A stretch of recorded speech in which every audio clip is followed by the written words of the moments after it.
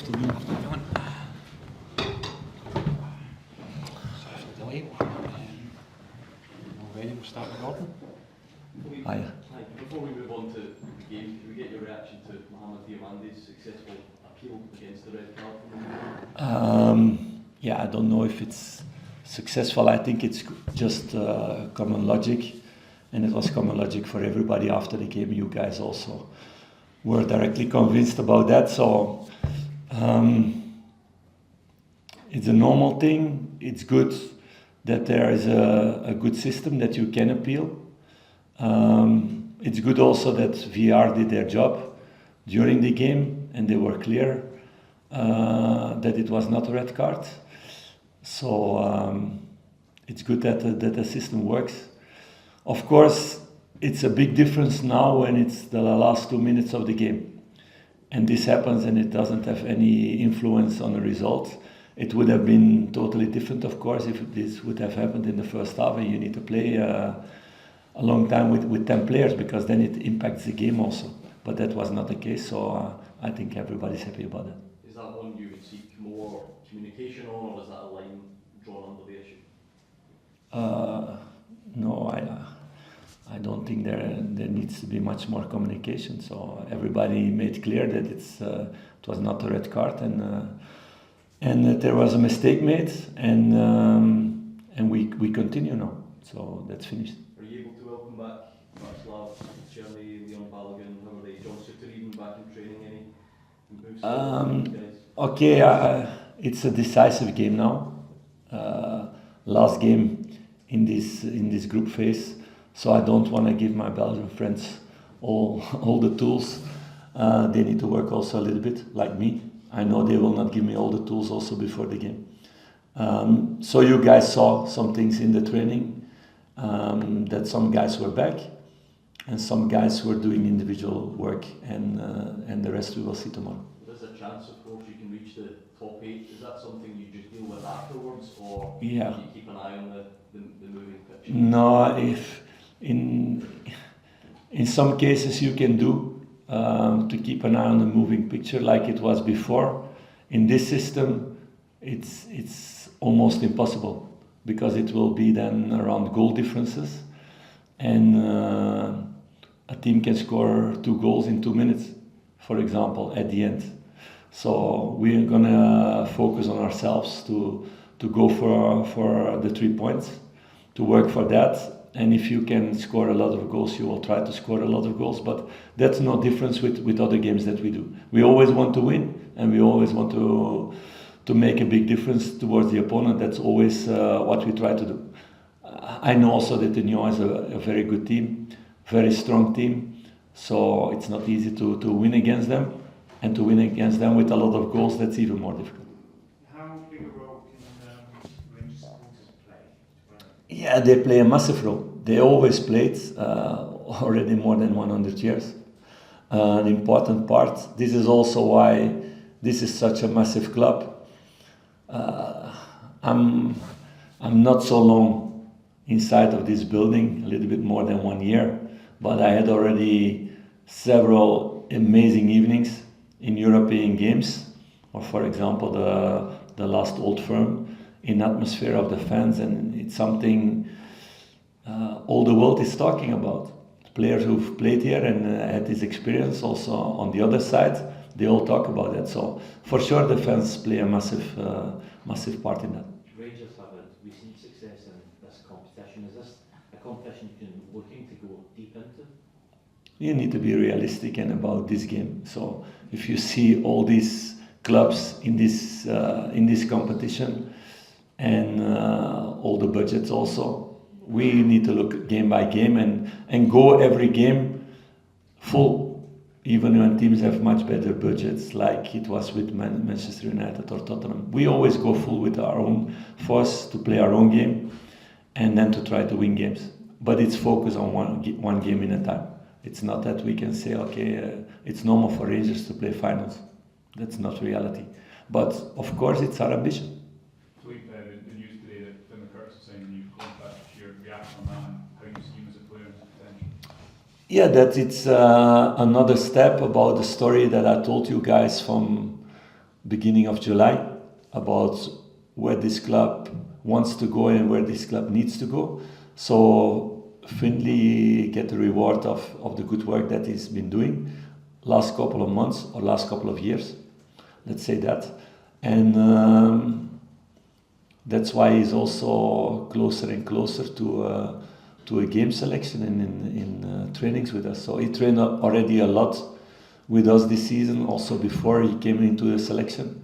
And that's the evolution this club needs to make. I spoke about that a few months ago.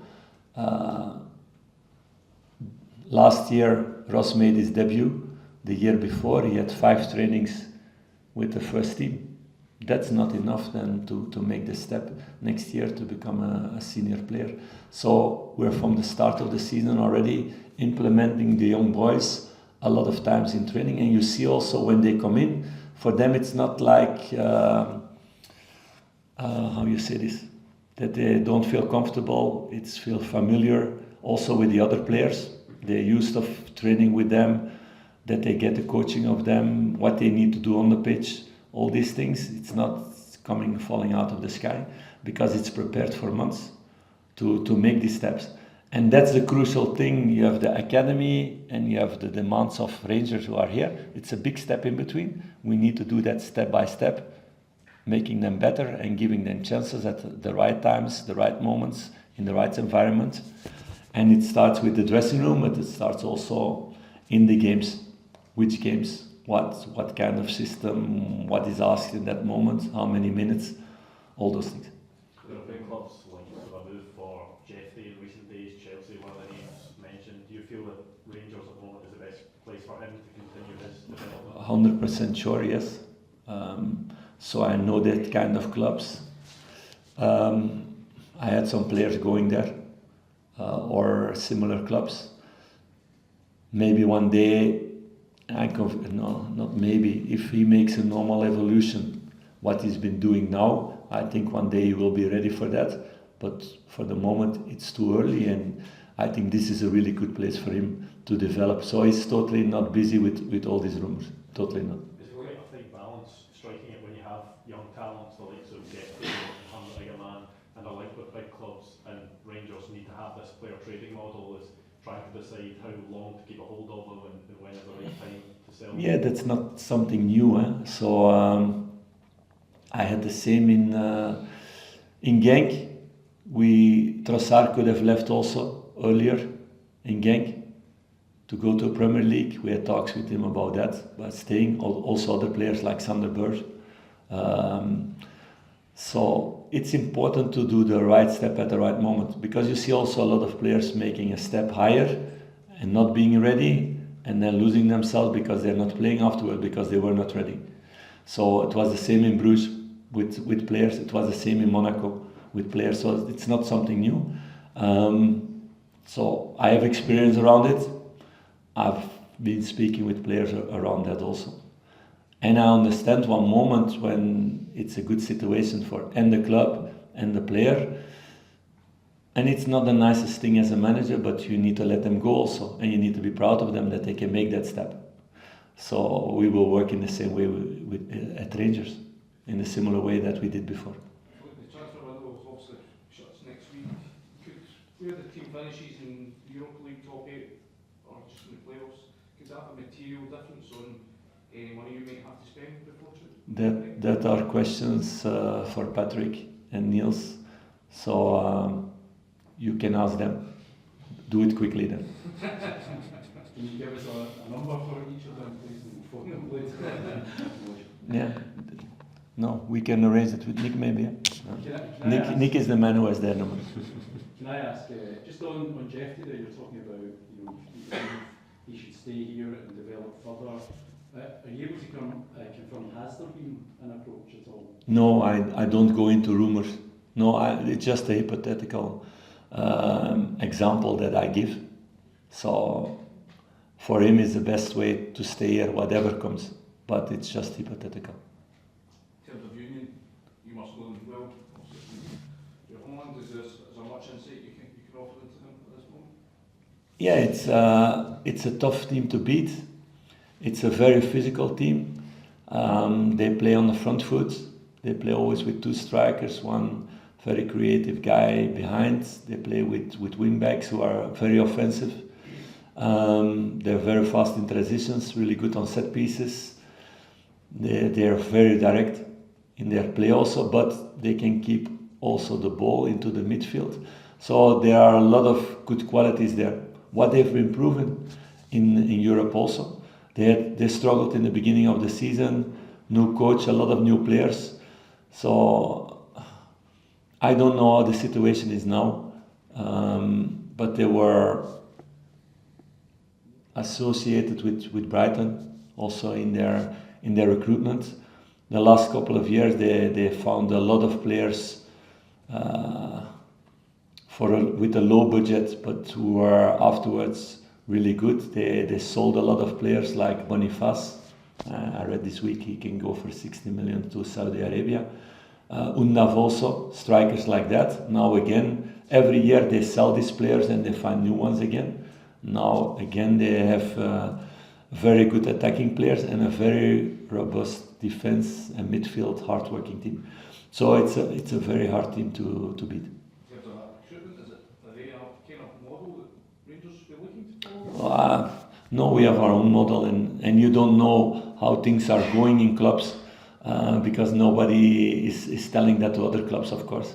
But clearly Brighton has been doing a really good job for Brighton, but also for Union. And sometimes they put players there, and later on they went to Brighton, like Mitoma, who does a really good job there at Brighton. He was also before playing in Union. So it's clear that several years in a row they did really good transfers, and they can replace players, but also the coaches only stayed maximum 1 year. They changed also a lot the coaches, but they stay in the same style of play all the time. That stayed during 3-4 years now the same. Last one, Josh. Some reports coming out of Belgium that you might be looking at your coaching staff. Is there anything you can confirm? I can only confirm things when things are signed. So if that's the case, I will tell you guys directly. Thanks, everyone. Please.